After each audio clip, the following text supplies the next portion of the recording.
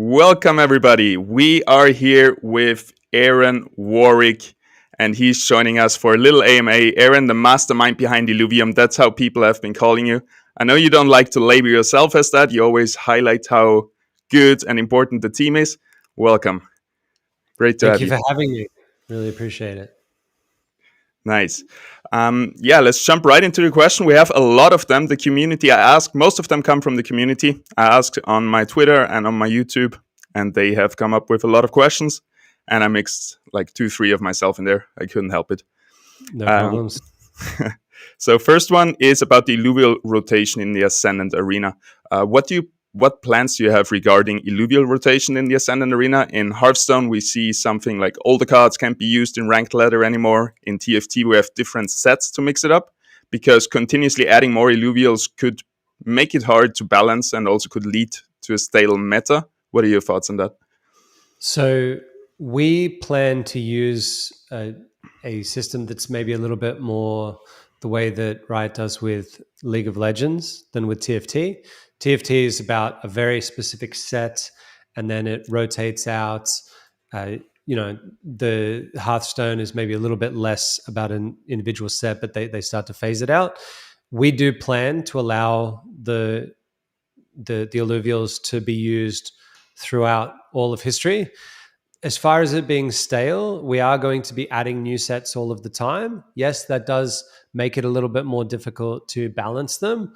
But from the beginning of this game, we set it up in a way that we could let some really smart neural engines play the game at a very high level.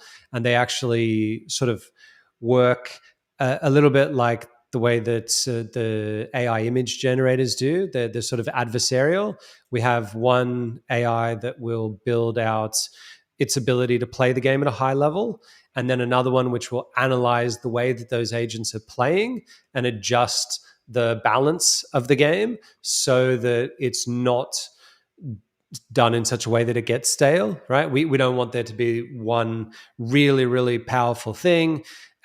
We also don't want a situation where there's just no changes at all. So every new set, we will introduce a number of new lines that will be completely different, and that will require us to rebalance. So you never not be able to use Ramfire, but the power of that Ramfire could shift over time. Maybe in one set, it's a little bit more heavy in its Omega ability. Maybe in another set, it's a little bit tankier, et cetera, et cetera.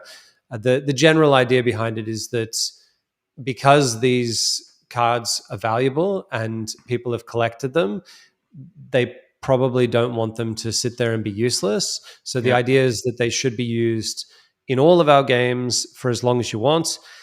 That's not saying that we won't look at it down the road and say, hey, for a particular tournament or something like that, we want to have a different look at it and have maybe a smaller subset of them. But we don't plan on adding a huge number of new Illuvials, or at least Illuvial lines, into each set. The majority of the set will be variants of existing Illuvials, which will just be small tweaks. We do that because it's very hard for us to build out a ridiculously large amount of units. We're not like Pokemon or Magic the Gathering or Hearthstone. We have really, really high quality 3D renders of the Illuvials. They tend to take 3 to 4 months to go through the pipeline. So making another, say, 50 lines every year would be beyond impossible. So the idea is that we'll have some variations on the originals, which aren't too hard to balance because they're pretty similar. They're just accessible by a new generation of players who will be able to play the game, which is fantastic.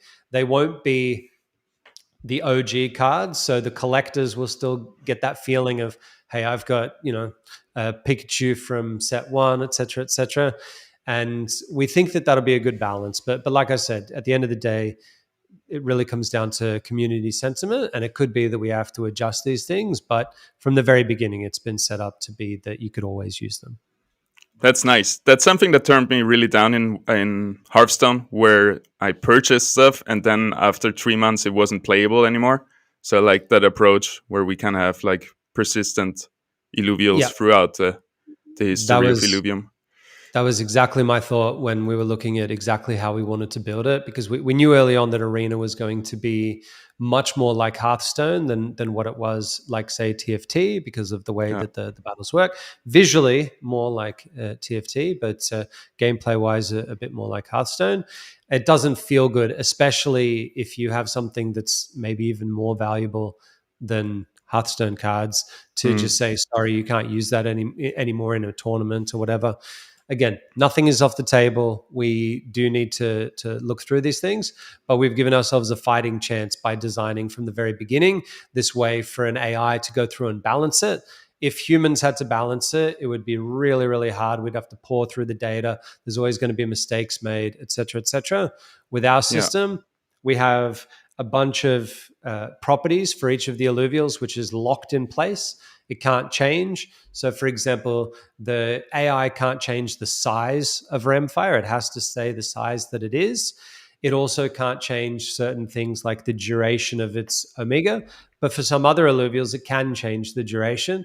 And it basically has to use whatever it has at its disposal inside of our parameters to adjust it. So the general idea is that the things that we lock in place are what we would call like the feel, the heart of the character. We don't want those things to change. We don't want one character to go from having a 3-second Omega down to having a 0.2-second Omega just because that makes it balanced. We want to keep that feel. But when it comes to simple things like the exact amount of health that it has, the exact attack speed, et cetera, those things we want to be able to parameterize. And we may even, have a window of parameterization where it can be no less than, say, 1 attack per second. It can go no greater than 2 attacks per second. And that way we get to, as humans, and with feedback from the community, lock in the feel of the unit so that they always feel good, iconic, that sort of thing. While at the same time, it's those little tiny details that can determine whether or not a unit is balanced. The AI will be able to play 1 million games in a day. If we had to do testing of 1 million games in a day, then our risks are going to be pretty sore. Yeah. And you've been mentioning in the beginning of my Illuvium journey, I saw you saying about this AI balancing, and then there will always be like, I don't know what the number is, 5 to 15 or 15 to 20 decks that can be played. And then we started playing and we had like one meta and everybody was complaining about, this is it, we need a patch right now. And then a week later, something else came up and was dominating the meta. And then it kept changing week over week, and people always thought it would be it, but it always changed again. So the AI already had it figured out, and we just needed to get on top of that. No, so at the moment, the version that we're using is a much more simplistic version. I wouldn't say it's anything close to what is being developed at the moment. It's much more, the AI is really just a data-driven approach to say what's winning, what's losing, which is very common for games. The one that we're building that it can't really be built until the full version of the game is done. The one that we're building literally goes through there and levels itself up in the game until it's a better player than anyone who's ever existed. And there'll be many of them. It's sort of like a genetic algorithm where you'll have a bunch and they will play whatever decks they feel are the strongest ones. And at the end of that process, there's the other AI that looks at that and uses its parameters to say, did I do a good job? If the best unit only ever plays one strategy and that always wins, then that will be considered a failed balance patch and it will balance again.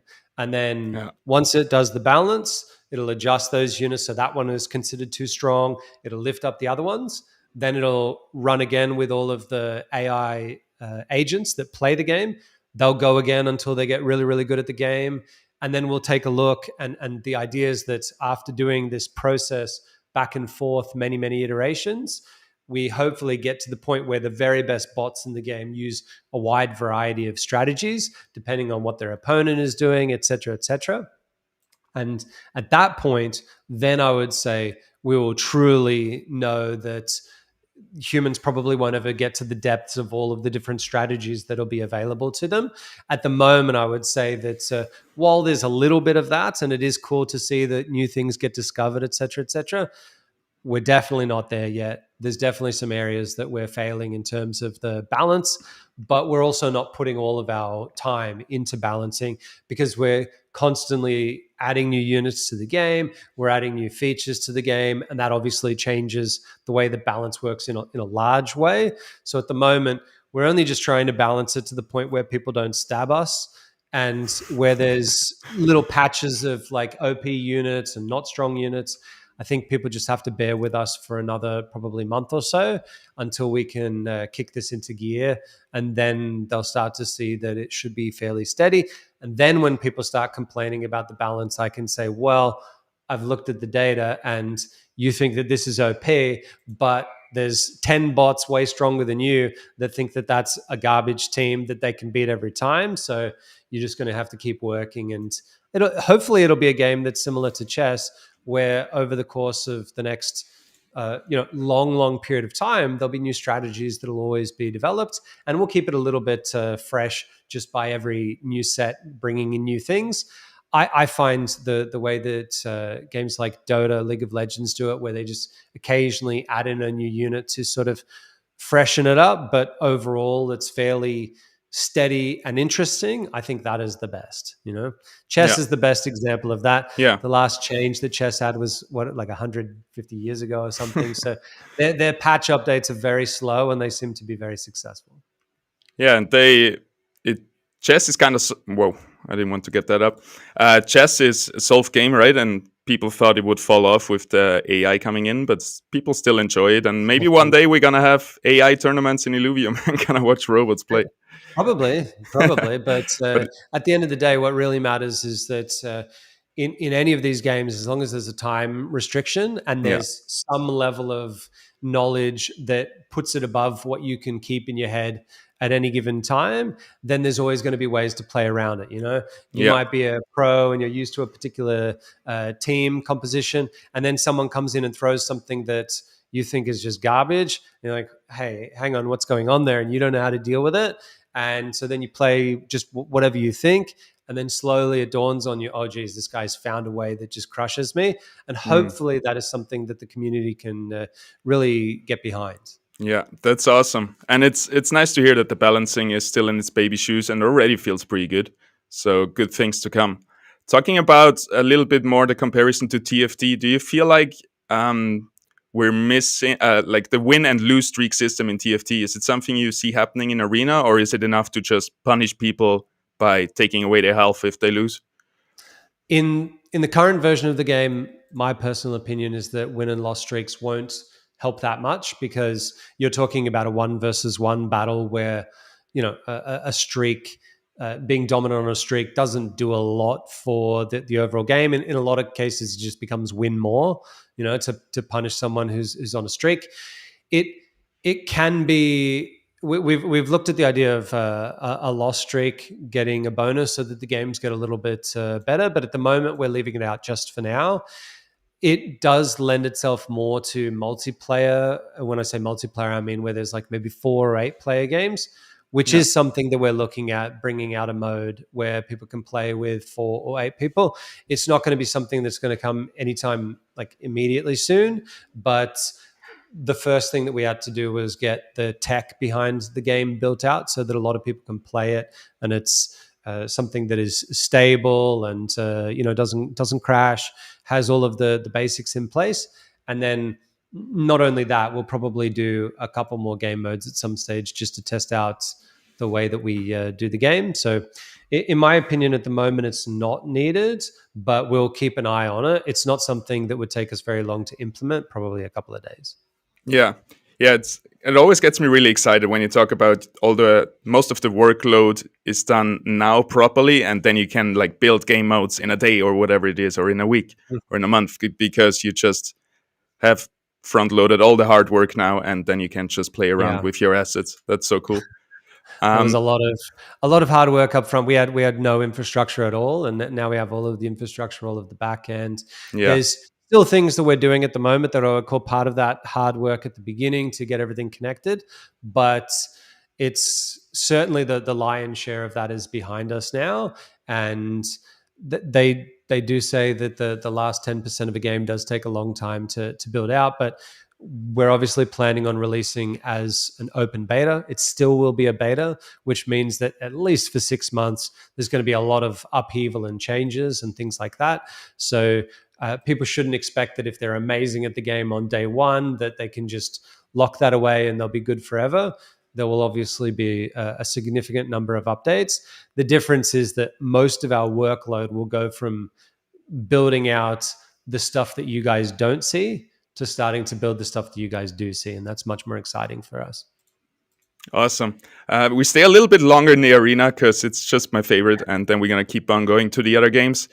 Do you think we have very low RNG? I think most of the RNG comes in legendary rounds. Do you think that is missing, and people that are used to this feeling in TFT where they get really lucky with the overall card pool and stuff like this, do you think we're missing that and people are going to be missing that? I think there's definitely people that will miss that, right? I mean, when it comes down to it, the way that we originally wanted to build this game out, there was people think that we built it off of TFT or Underlords or a bunch of other games, even Hearthstone. One of the original ideas for this game was actually a game mode from chess.com called Chess Automates. And in that game mode, you place down your pieces at the start and you can place your chess pieces anywhere, and then you let the game run, right? And when we say run, we mean that like Stockfish would do the best move and it would go back and forth and it would see who would win the game. So the idea was who could set up their pieces in a way that is sufficiently good at defeating the opponents. I really liked it. I think you can still play it to this day, but it was quite popular for a couple of years. And there's obviously no RNG in that, besides maybe a little bit in the algorithm of the engine. We wanted the game to be as skill-based as possible. I understand that there's things like poker where over a large number of hands, even though there's a lot of randomness there, the best people tend to win out. This game was definitely more, you're going to spend 10 minutes playing someone, and we didn't want it to be the case that if you're like 200 ELO higher than someone else, that it was still like 55% to you, 45% to them. We did want the game to be where if you are good at it, you'll beat almost everyone below you and you'll struggle against everyone above, so that the real fight is in, you're going to have a 50-50 win rate, because as you win, you go up a little bit, then you get knocked back a bit. That can be super addictive to try and climb up those sort of ladders. We do have a little bit of randomness in the game. There's even more randomness than people might think in terms of like the critical hits. There's a roll that happens that you don't see at the start of a round that determines when the first critical hit will happen. And that can change the outcome of a game, especially between two very high-level players. So I understand that a lot of people do appreciate that. We definitely would look to do something like that if we were going to go for a 4 or 8 player game, right? If we put in a game mode where there's some sort of a shared deck in there, and then on top of that you're bringing in your own cards, which I think is definitely possible, especially with some of the updates that you guys will see probably in the next month or so. With all of that being said, I would say that we could do that, and that would be where RNG would be really fun and useful. But for this version where it's 1 versus 1, it's probably, I don't know. I find when I look through big games of Hearthstone and stuff like that, I usually find that there's more heartache from people feeling like they had bad RNG than great like vibes because they got a RNG that allowed them to win. Whereas if you're playing in a 4 or 8 player game, getting some really good RNG, maybe you end up winning the match, but you just come first. It doesn't mean that everybody else comes last, right? There's still someone who comes second and third and fourth.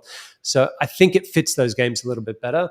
But again, we'll have to see how people like the next update, because after that, we'll have to decide if we do want to place, maybe an 8-player game out there for people to play.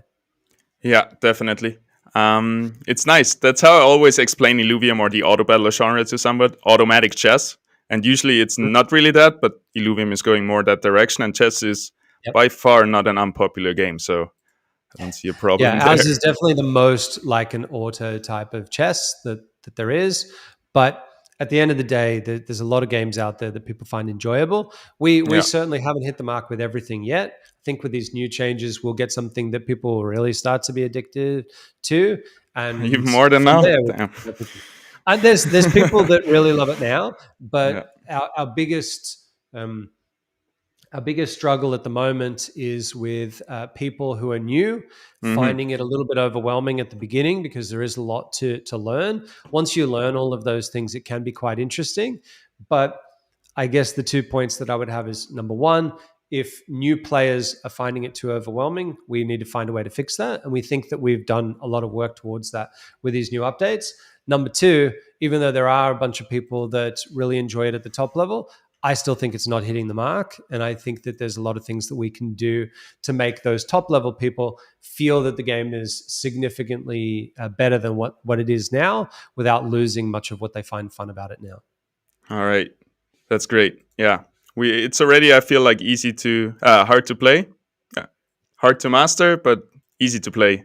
Will still be Yeah, improved. I think that you might be in maybe not the minority, but there's definitely a lot of people that do find it hard to play to begin with, and we have to Hmm. onboard them in a lot more of a graceful way. Yeah, Being in an early access, that's always going to be the case. There's going to be some rough stuff in there, yeah, but as we get further along in the process, more of our work goes into making these quality of life improvements rather than like core tech, like how does the armor and energy systems work, how does omegas work, right? That was a very significant part of the first 2 years, and I haven't thought about those systems very much in the last year. yeah. Before I talk too much more about Arena, because most of those were like in not questions by the community, but by me. But now we are jumping into the community questions, and the first one is: what are your plans regarding the release of Leviathan Arena? Do you think we can expect it for open beta? How important is it for the open beta launch? It depends on so Leviathan is not part of what we would consider to be a requirement to get to open beta. It's something that we would obviously like to go ahead with so that there are two different versions of the games, because we do believe that there's a significant difference between this sort of person who wants to play a version of the game where having really high stats on your cards is going to matter a lot. But the main one that we need to get going from the arena perspective is Ascendant mode, which is designed to be that very fair.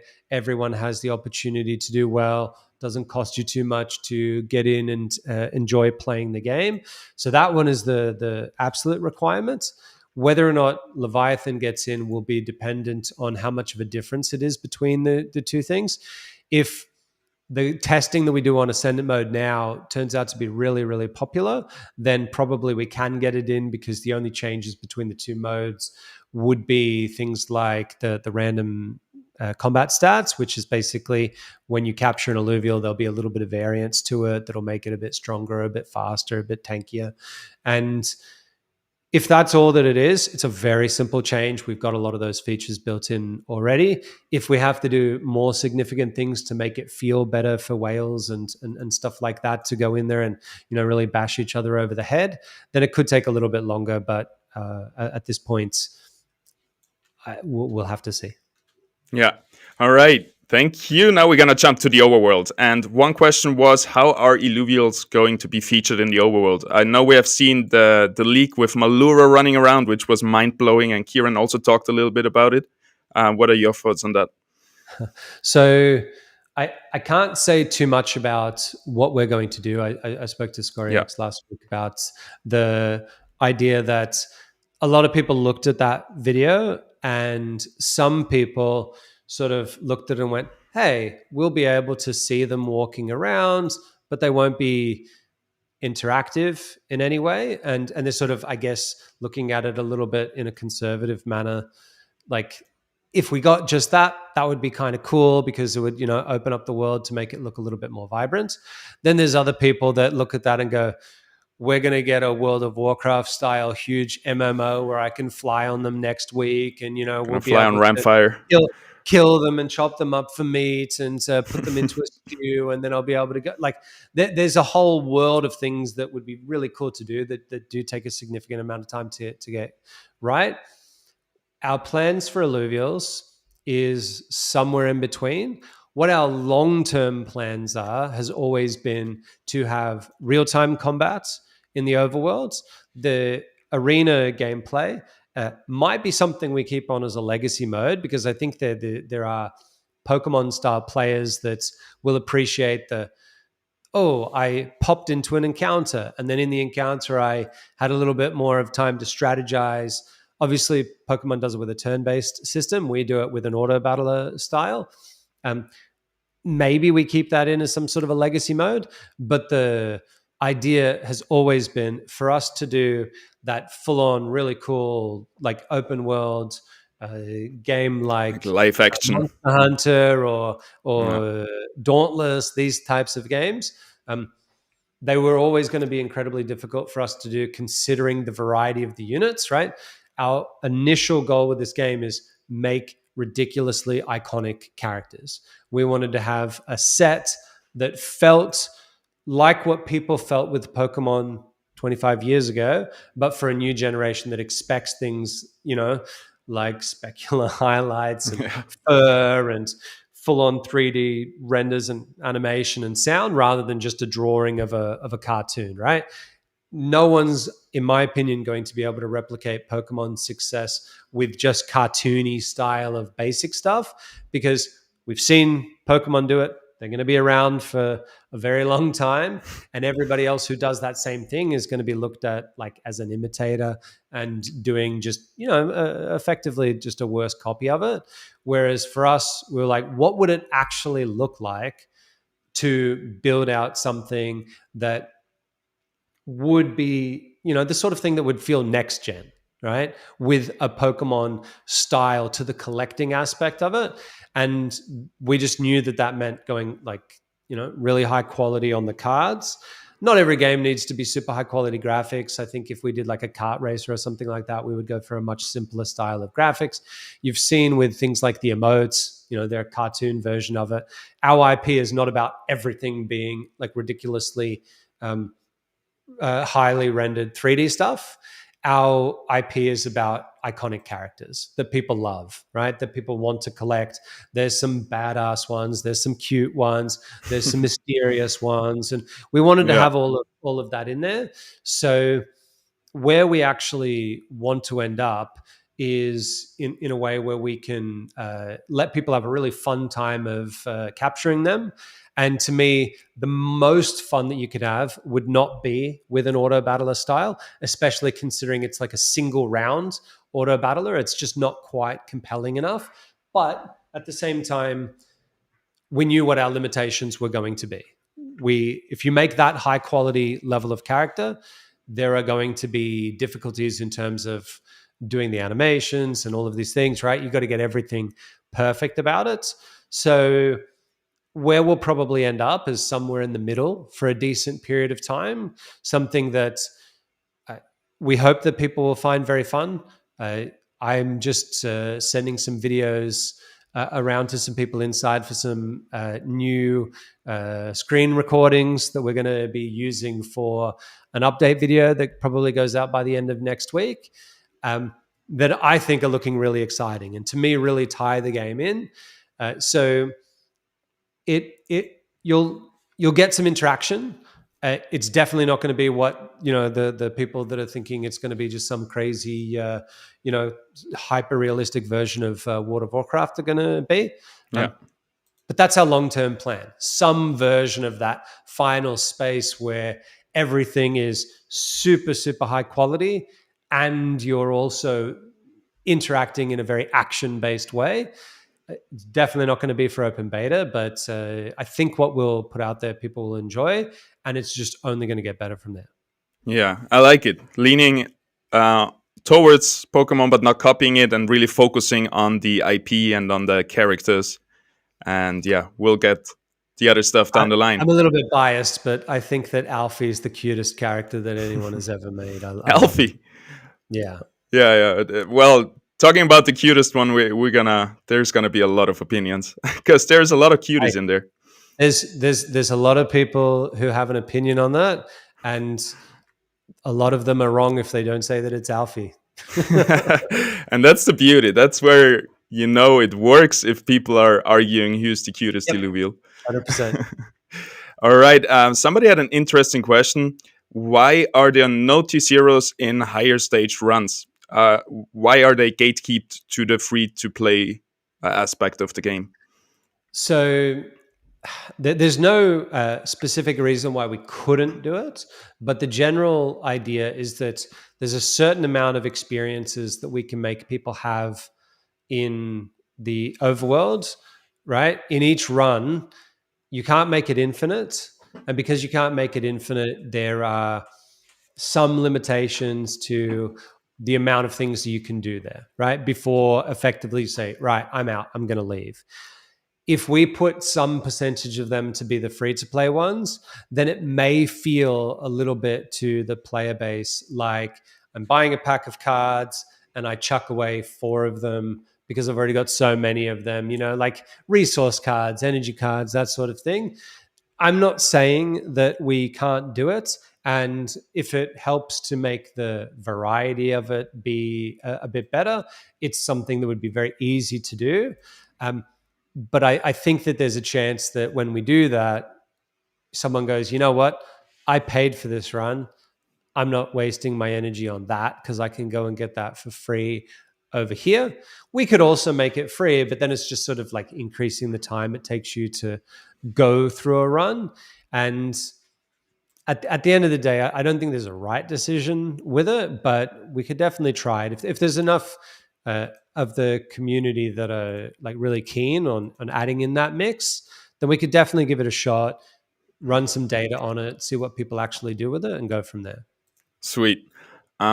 Somebody asked me something and I couldn't answer it, but I'm sure you have a really good answer to that. So he has concerns about the potential imbalance between the number of Overworld players and PvP arena players, where he means that there will be way more Overworld players, so we will have way more supply than we have actually demand to buy those Illuvials and play them in the arena.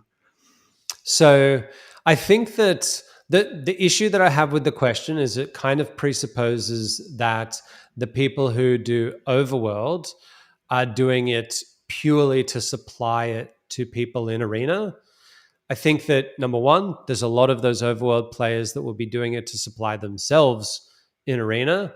And of the ones who don't want to play Arena, there will be a whole bunch of other ones that want to just collect, right? They just want to go and do the Overworld experience and just collect. They're not doing it to sell. They're doing it because they want to collect all of those characters.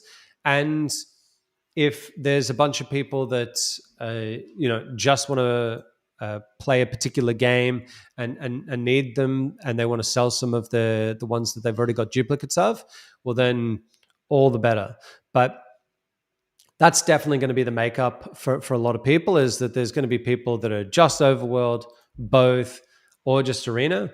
The other thing to remember is that by the time we get to the second update of Illuvium 0, there is absolutely a plan for that version of the game to use Illuvials. And as soon as you have to use Illuvials in Illuvium 0, now you've got 2 games where they're required. We also, assuming we can get approval from the council to build a Beyond card game of some description, that would require Illuvials as well. So the demand is going to rise and rise. Yeah. Now, whether or not it means, hey, there's 6 games and then there's Overworld, so that's like 6 to 1. I don't think that's a good way of looking at it, because there's a lot of people that are going to play all sorts of these ones. But Overworld is only ever going to be Overworld, right? It is for its own sake that people are going to play it. We're never going to build another game that gives a supply of Illuvials. Yeah. Right. So it's only ever going to be that one game. So if we look at it and say, oh, maybe there's going to be, 40% arena players and 60% Overworld players, well, then that means that it's going to be heavily in favor of the other games later on, because you build 2 games, 3 games, 4 games. I mean, we're even looking at the like how would we ever be able to license the IP for other people to make games into the ecosystem?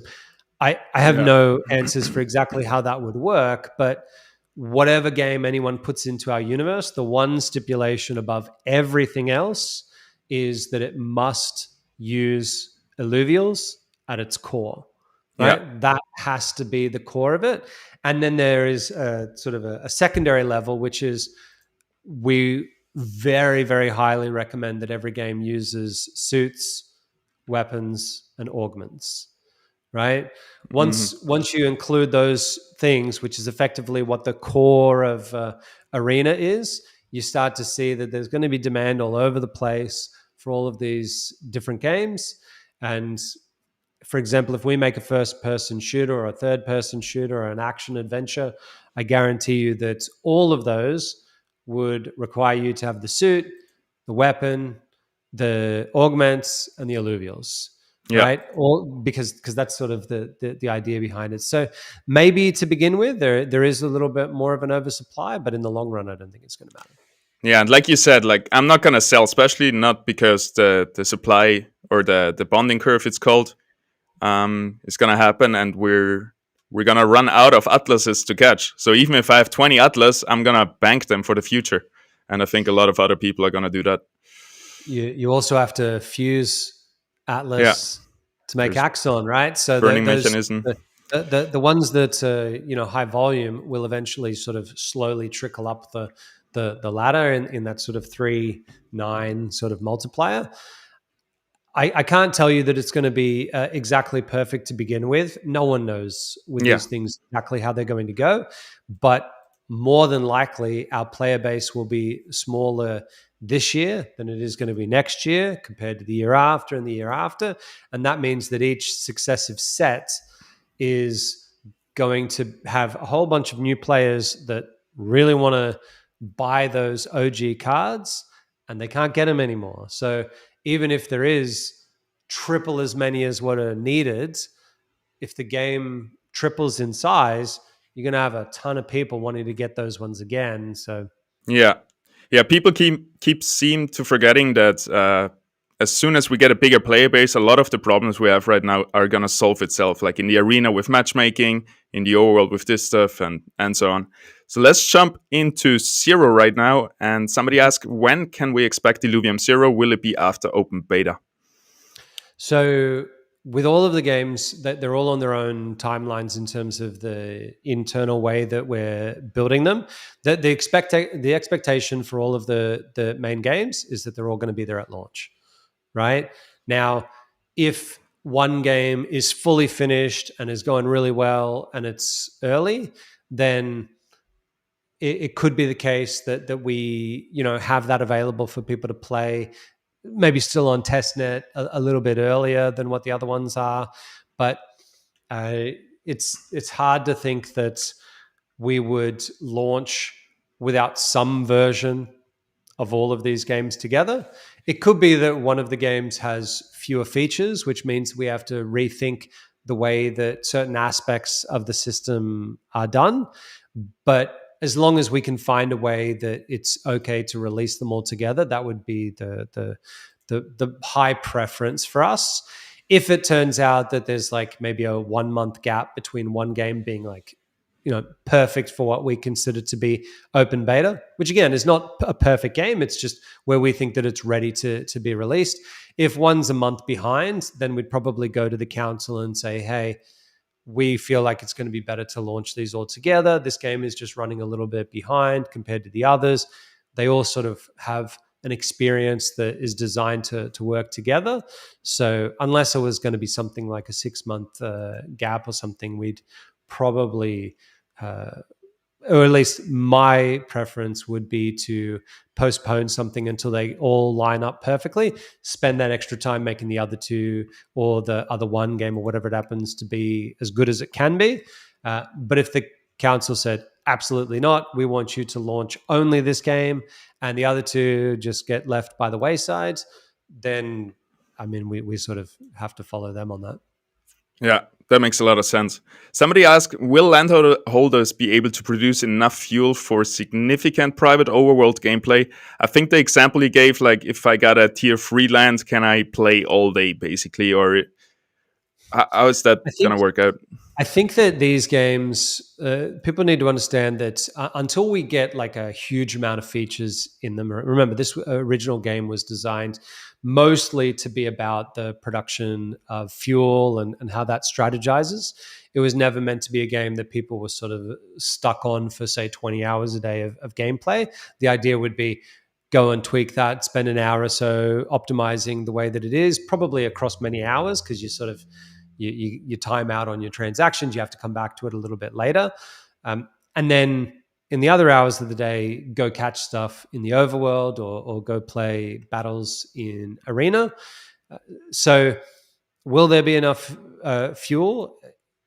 If you have a tier 5, you're going to be producing a massive amount of fuel. Everything's going to go a lot faster. If you have a tier 4, it's not going to be quite as fast, but it'll still go fast.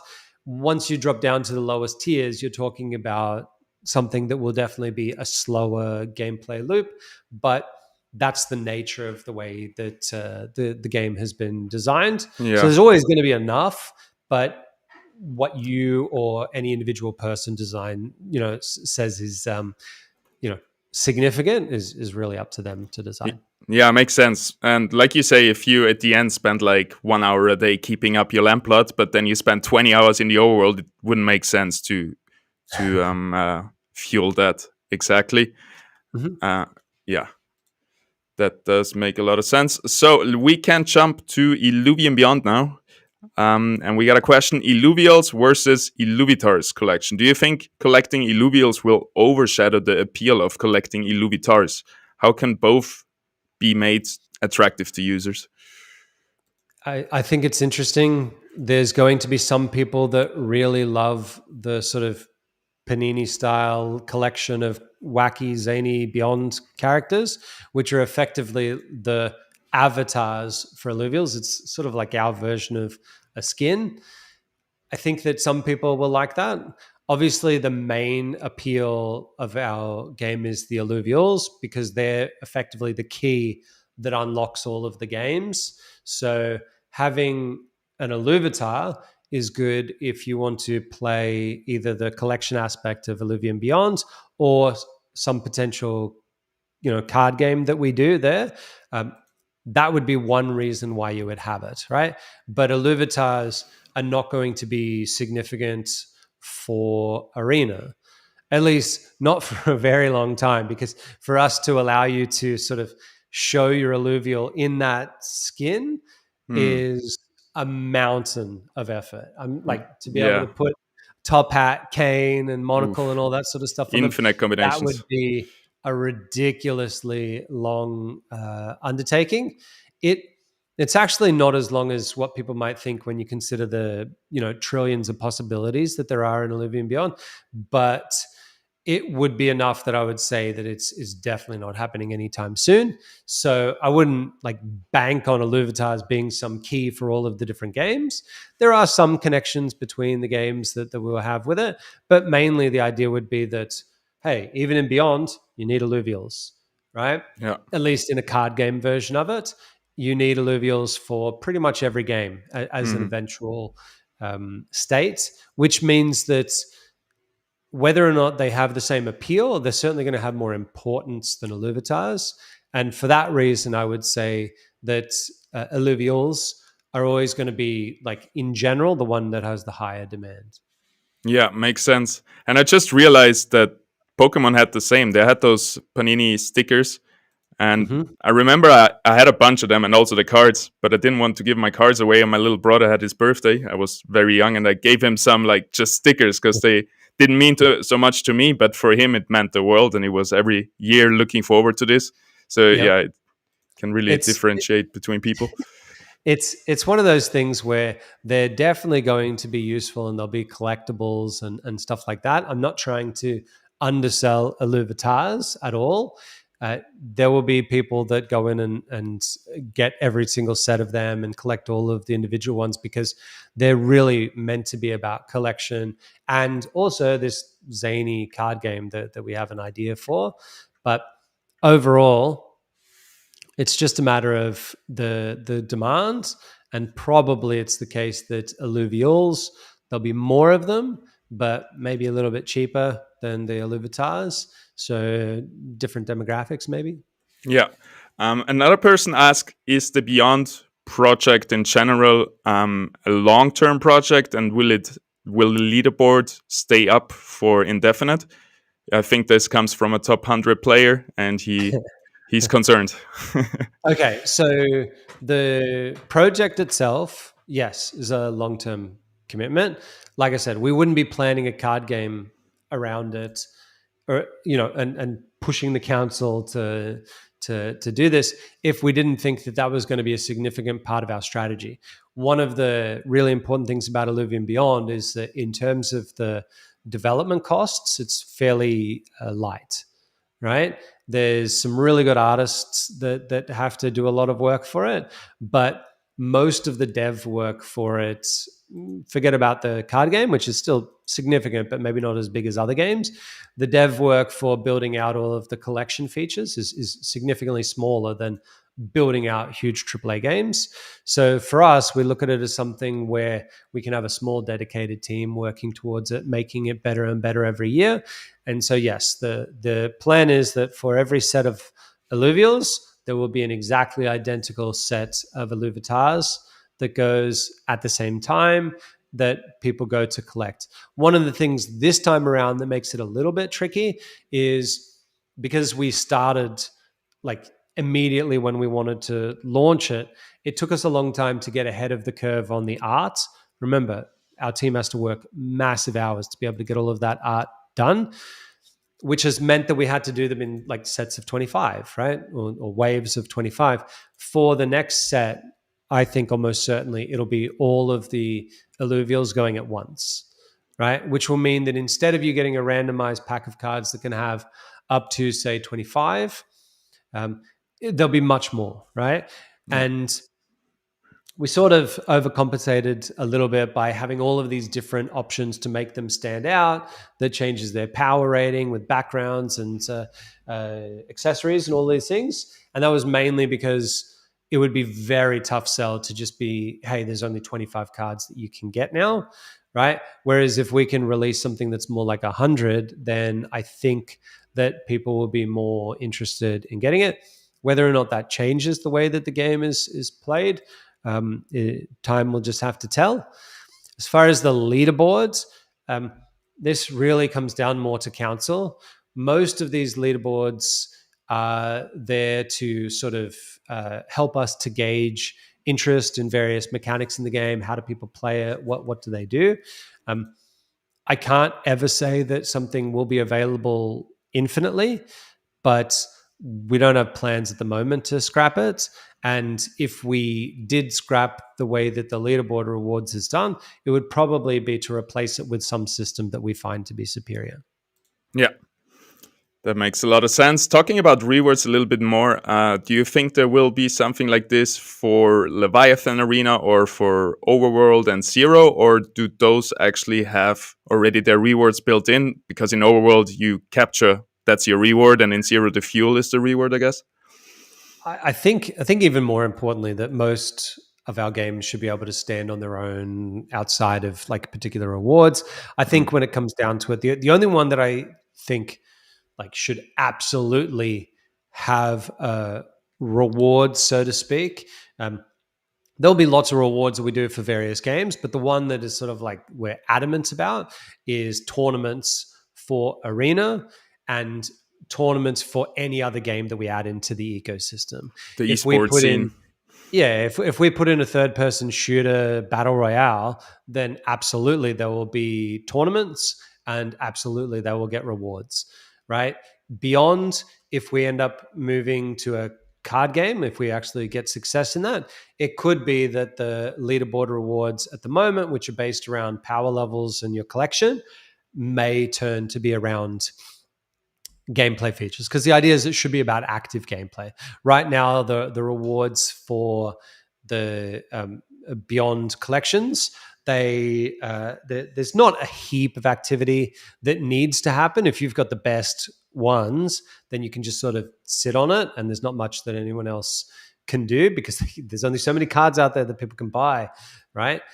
So I think ideally we would like to move all sorts of rewards that we do to more active pursuits, but it depends on us having an active thing that people can do in a game to be able to do that.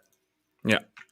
Cool. Let's jump to the general Illuvium questions. And the first one, if a karting game is developed next, are there plans to include tracks in each region? 100%. Yeah. 100%. So I like talking about the karting game because for me it gives a lot of context for the way that we see the development of the project.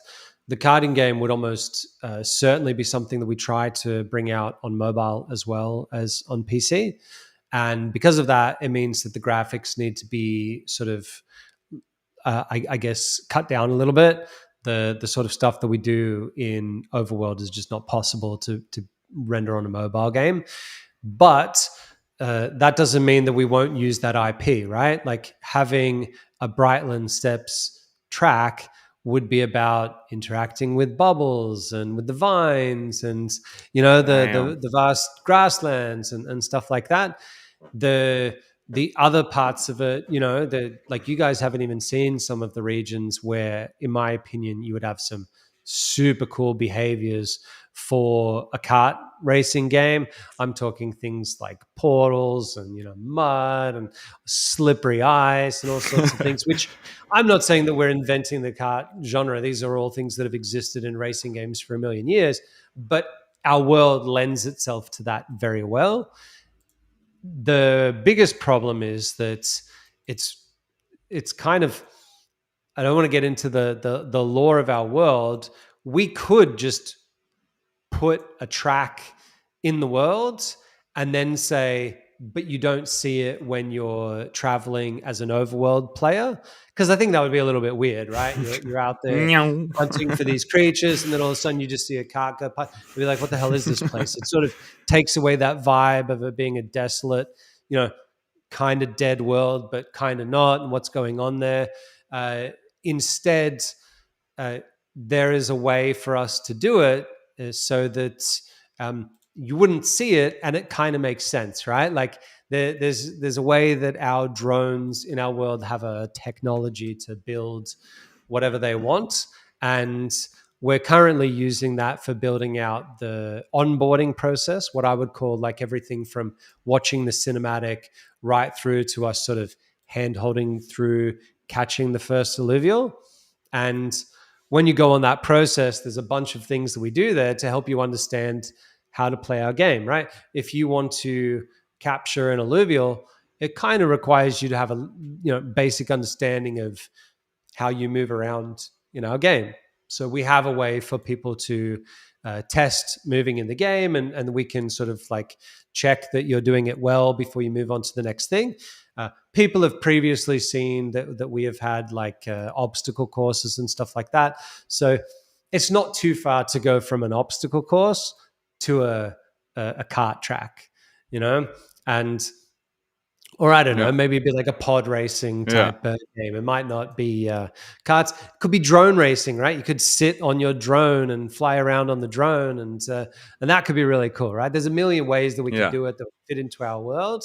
So, but the one thing that I'm pretty strong on when it comes to a kart racing game would be we're not just going to make random levels out there that don't have any impact on our world. It'll almost certainly be that it would start out with roughly 7 tracks based on the regions in our world. That's amazing. And that goes back to front loading, making the IP, building all those assets, and now you can use them in different games. Why wouldn't you?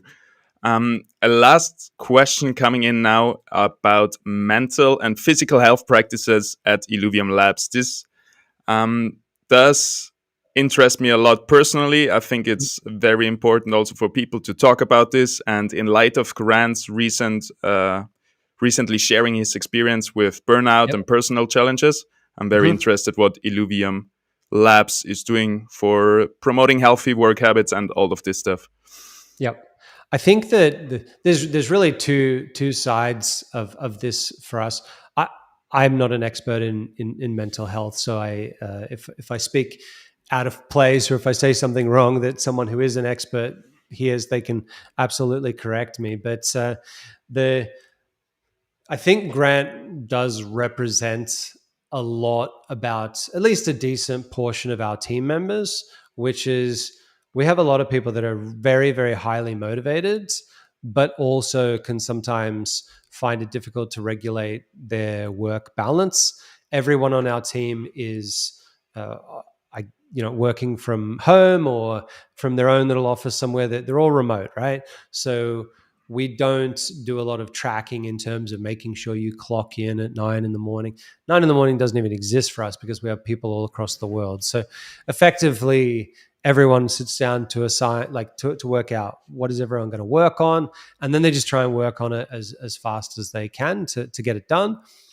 Part of us always is as a whole team trying to push because we see the community. We're not like a lot of games where they don't have a community at all, and then all of a sudden they're just making a game in secret, and then they release a game, and then they have that interaction with the community. We have had an interaction from nearly day one Yeah. all the way until now, which means that there is definitely a lot of people on our team that feel a lot of an obligation to just grind away for the community, right? Um, Yeah, we don't have the that much in other games where you have the community being able, and also the investors, just everybody being able to just directly talk to everybody on the team, tag them in Discord, and the team seeing yeah, all I the mean, input. I think for the most part, people in our community are very positive with it, and we get a lot of positive sentiment. You get the occasional person who's like, "I saw that this person posted a picture of themselves, having a drink on Twitter, right? They were, with their On a friends, and Monday. why aren't they making the game?" And it's like, chill out. It's a Sunday. They're allowed to have some time off. But for the Sure. most part, I think everyone is very supportive of us. Hmm. But because we've got that sort of people, or at least that's who we attract, those people that are sort of a little bit nuts. The flip side is that they can sometimes push themselves too hard and they can get to the point where they burn out. Grant is a really great example of that. I've known this about him for a very long time. I mean, I've technically known him longer than he's known himself. And he Okay. is one of those people that can come in and just outwork everyone for a period of time and just go for days straight, push himself to the point where he literally breaks down, gets wrist problems and stuff like that. And then he'll sort of drop off. I think that I'm a lot more steady on the team. I certainly don't do the crazy hours that some of the people do. I try to work pretty hard, and I think people will see that I'm sometimes up at 4 in the morning and stuff like that. I know that I'll be working probably till about 3 a.m. today. But again, that's mainly because we have people across the world, and I won't do a lot before say 9 a.m. So I'm not like killing it. At the beginning of the project, a lot of us went a lot harder, but there's only a certain amount of stamina that people have to go. We're trying to get into a much more I guess steady cadence of work where everyone is healthy and happy.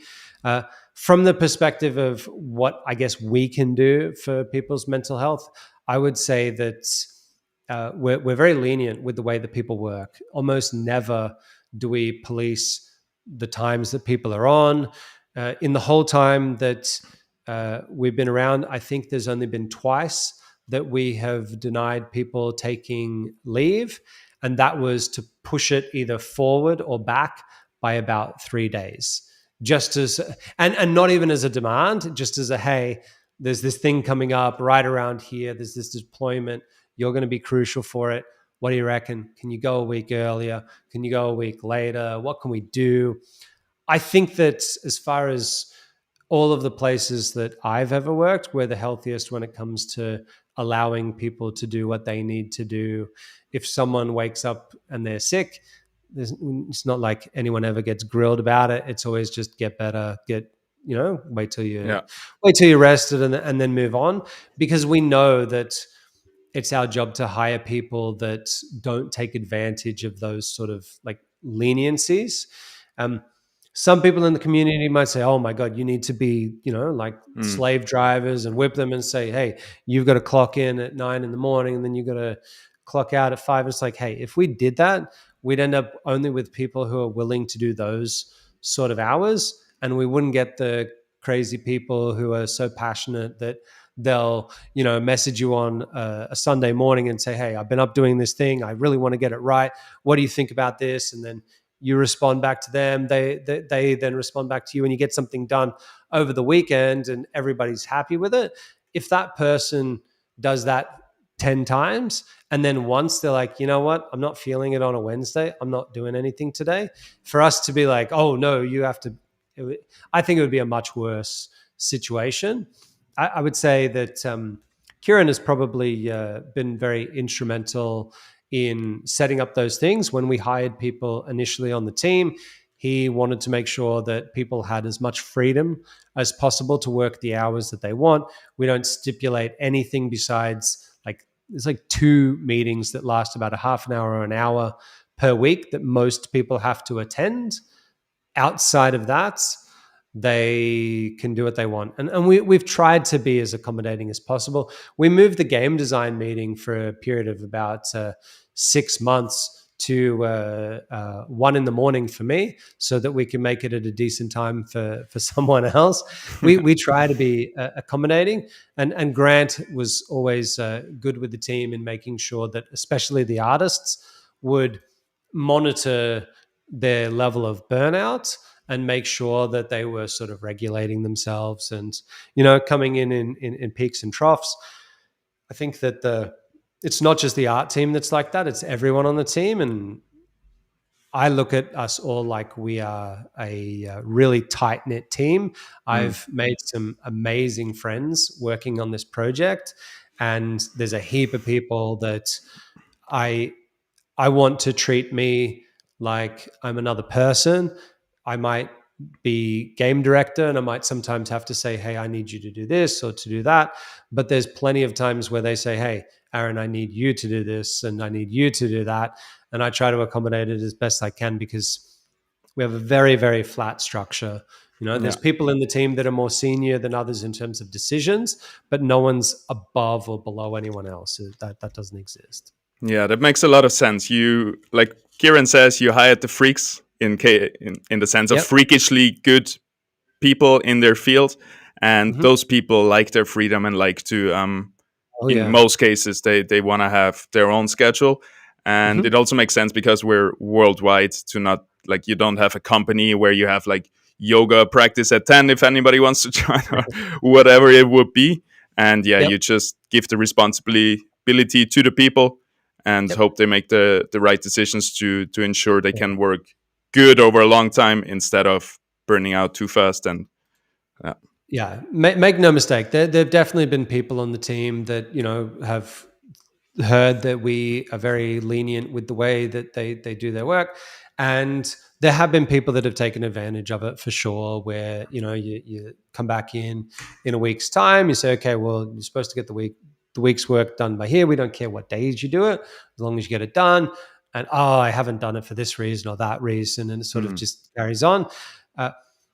We have had a large number of people work for us, and we've had to sort of cycle through to try and hone down to getting the best team that we can possible. Early on, I thought that probably one of the biggest things for us as a challenge would be the pipeline of work, and that is really, really difficult.